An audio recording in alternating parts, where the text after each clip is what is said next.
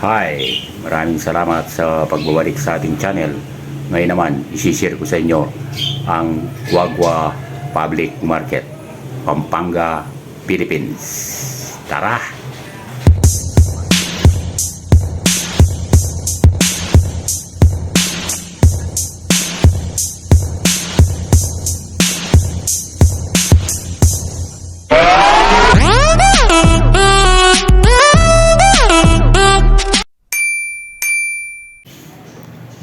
Dito sa pinakalikod ng palengke, nandito ang daungan ng may mga dalang isda sa iba't ibang panig na nakapaligid sa Guagua Market.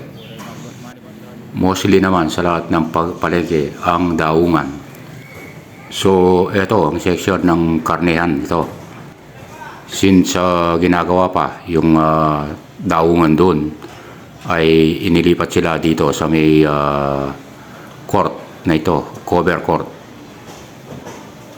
Dito ay ewan kung alis pa ang mga ito kapag nagawa na yung dati nilang pwesto doon sa may daungan.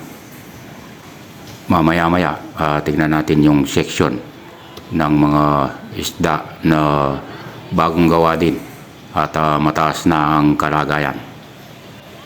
Sa ngayon, dito muna tayo sa karniyan ng palengke. Samantala, daanan natin ang mga tropa natin dito at kung ano ang kanilang sasabihin. Sige, shout out ko yung mga Okay. dyan. Thank you. Yung mga pogi. Yung mga isog na bisaya dire. Mukhang higit ito. What's up? Ano, Joman? Joman Mix Vlog. Joel Big Vlog. Shout out sa'yo. Okay. Mabuhay ka hanggat gusto mo. Thank you. Thank you.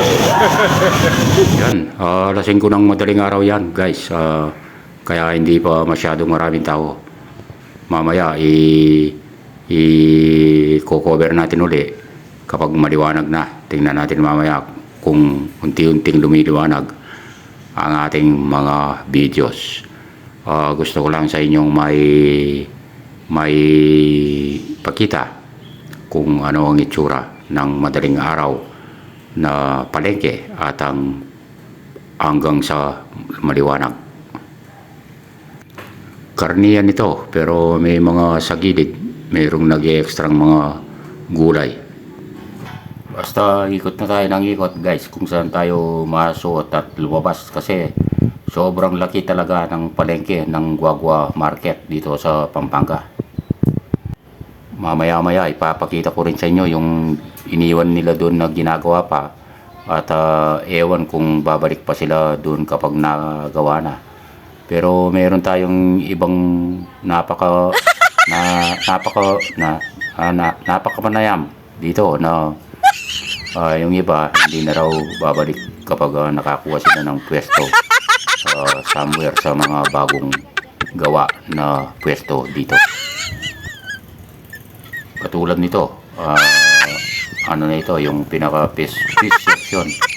At dito may na-interview tayo mamaya kapag napadaanan natin yung video, ipa-flashback natin yung sinabi niya ng mga presyo ng mga stalls dito na ayon sa kanya ay affordable naman at kapag kikita madaling mabawi ang pinupunan dito. Ayan, samot-saring gulay, marami dito. May mga panig tayo na hindi pa na-cover. Talagang sobrang laki talaga. Ito, medyo maliwaliwanag na. Ito, nung binalikan natin yung meat section. Medyo maliwaliwanag na. Ayan, kaya nakikita ninyo na maliwanag ang mga karne na naka-display dito at mga manok, baka. Napakarami ng nagtitinda. At yung mga parte ng karniyan hindi masyadong bungi-bungi. Sabi nga nung isa sa fish section kanina, kapag sa fish section maraming bungi-bungi ang wala. Balikan natin mamaya Ibig sabihin, kapag masama ang panahon, mayroon ding hindi nagtitinda na lumalabas. Ito ang pinaka-section niya na mga street. Yan. Sa super laki ng palengke, guys. Kaya kino-cover natin kung lakad tayo ng lakad. Kung saan tayo magawi. Bahala na. Basta may mapakita sa inyo. Eto, bumalik na tayo sa fish section. Ayan, sinasabi niyang bungi, yung walang nagtitinda. Kapag bungi-bungi, ibig sabihin, sabi niya, maaaring ang dahilan, tinamad yung nagtitinda kasi maulan nga, at yung iba naman, walang may tinda kasi yung contact nilang mangingisda maaaring hindi pumalawot sa karagatan.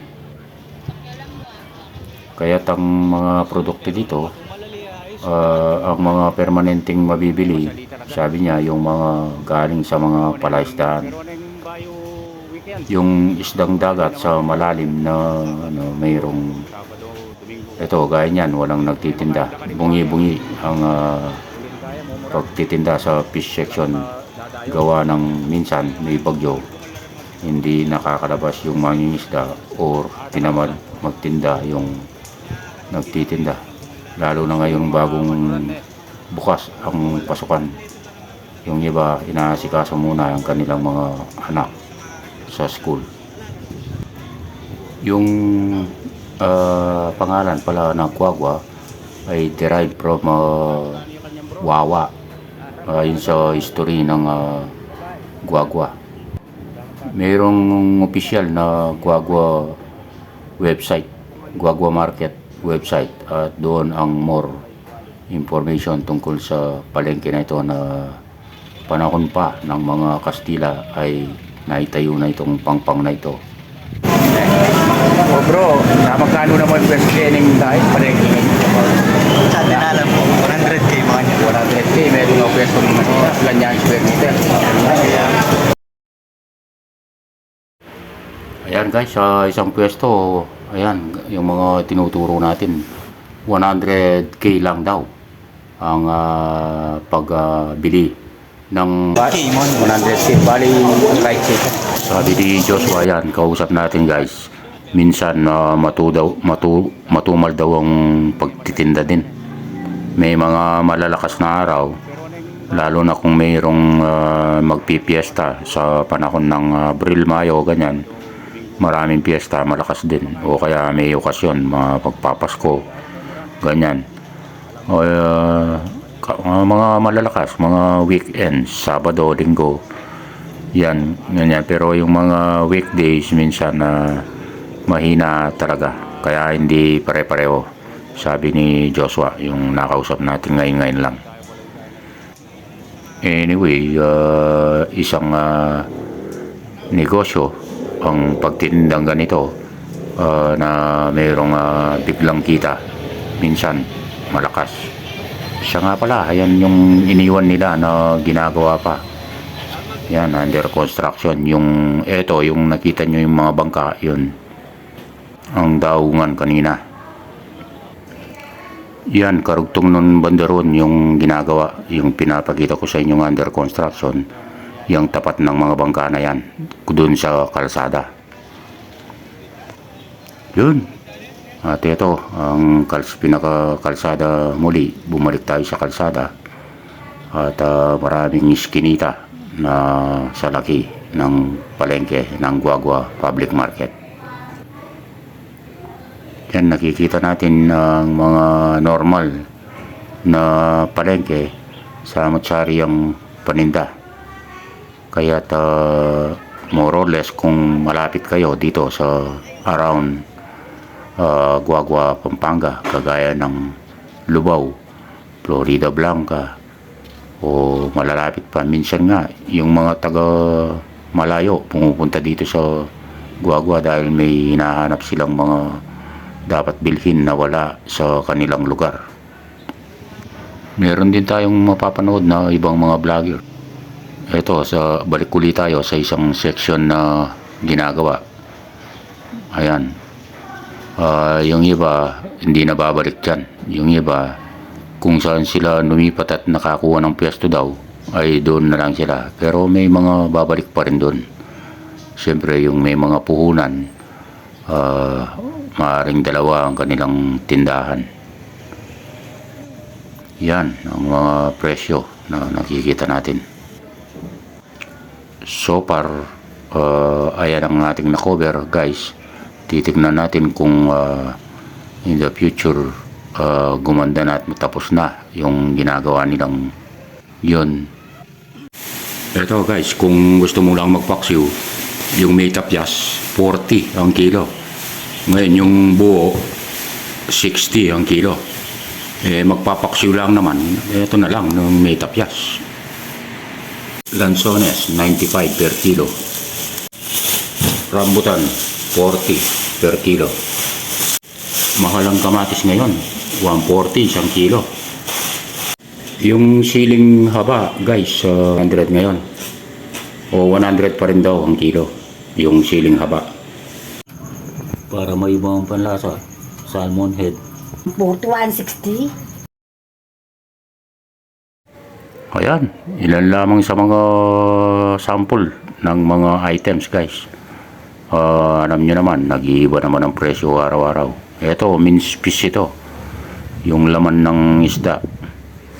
Pwedeng gawing bola-bola o fishball. Yan, dahil mince siya o pansahog. Okay, maraming salamat. God bless. Mabuhay po kayo.